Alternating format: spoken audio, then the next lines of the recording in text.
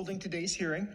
The backdrop of this hearing, as we all know, is Russia's ongoing invasion of Ukraine, which will be on the top of our minds for all of us here today. Thank you to our witnesses, Secretary Baker, Admiral Richard, General Dickinson, and General Van Herk for taking the time to be before us today. In this forum a year ago, we all lamented the degree to which the global security environment was deteriorating. Admiral Richard, I recall that you went to great lengths giving your best military advice as to how we must deter two nuclear peer adversaries at the same time. It was a sobering hearing. In just 10 months since that hearing, the global security environment has become exponentially worse. China and Russia are seeking to exploit our weaknesses, and we can't let our guard down. As Russian forces massed on the Ukrainian border, Putin oversaw a strategic nuclear forces exercise designed to intimidate Europe and the United States. In his words, the intent was to threaten, quote, consequences you have never faced in your history, unquote, for anyone who tries to interfere with us, quote, unquote. The next day, as Ukrainian troops valiantly repelled Russian advances, Putin directed the elevation in the readiness posture of his nuclear forces. Russia is being run by a despot, detached from reality, with up to 2,000 nuclear warheads that are not accountable under the New START treaty. Russia may be willing to say, quote, a nuclear war cannot be won, so it must never be fought, unquote. But I'd remind my colleagues, Putin also said he had, quote, no intention of invading Ukraine, unquote.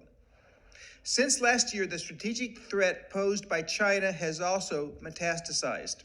We all know that China intends to have at least 1,000 nuclear warheads by 2030. They conducted a hypersonic fractional orbital bombardment test that surprised the world, and they have constructed new ICBM fields that are sprouting like weeds. These new ICBM fields, along with new Chinese road mobile systems and hypersonic delivery systems, significantly increase the number of targets STRATCOM must hold at risk, and they complicate the detection and warning problem for our missile defense capabilities. And with everything else going on, North Korea launched a ballistic missile last week. It barely even made the news, but there is press reporting that the test had applications for a space-launched capability.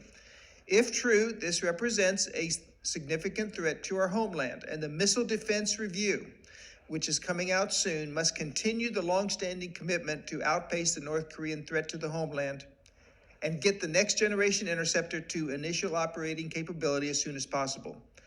And to complicate matters further, China and Russia have demonstrated ability and intent to weaponize and militarize space. Russia's recent anti-satellite weapon test generated debris that threatens human lives on orbit and shows that space is no longer free from threat and militarization. China's demonstration of space warfare concepts is equally disturbing, as they recently demonstrated the capability to engage and remove satellites from their operational orbits. The open demonstrations of these abilities are intended as a direct warning to the West. Secretary Baker, given these dynamics, I can't see how the Nuclear Posture Review could recommend anything less than the current nuclear triad modernization plan. If President Biden sheds or does away in any way with nuclear capabilities, as has been reported, I predict bipartisan opposition in the House and Senate that will override it and continue to fund these systems. This includes the sea-launched nuclear cruise missile, or SLCM-N, the B-83 gravity bomb, the W-76-2 warhead. Not doing so will cause allies to question our strategic deterrent. That cannot happen, especially now. And lastly, any weakening or changes in the U.S. nuclear declaratory policy must be expressly taken off the table. Europe is embroiled in the largest war since World War II, and Ukraine faces an existential threat. We cannot risk dividing NATO at this precarious time. So I implore you, listen to our allies and maintain the current strong American-led strategic deterrence posture. We can no longer attack our deterrence problems in isolation, and it is vital that we provide to this nation the viable options needed to deter or defeat our adversaries across strategic domains. Thank you again to all of our witnesses for joining us, and I yield back, Mr. Chairman. Thank you, Mr. Lamborn. The first witness is Secretary Baker. Thanks. Thank you, Chairman Cooper, Ranking Member Lamborn, and distinguished members of this committee. I respectfully request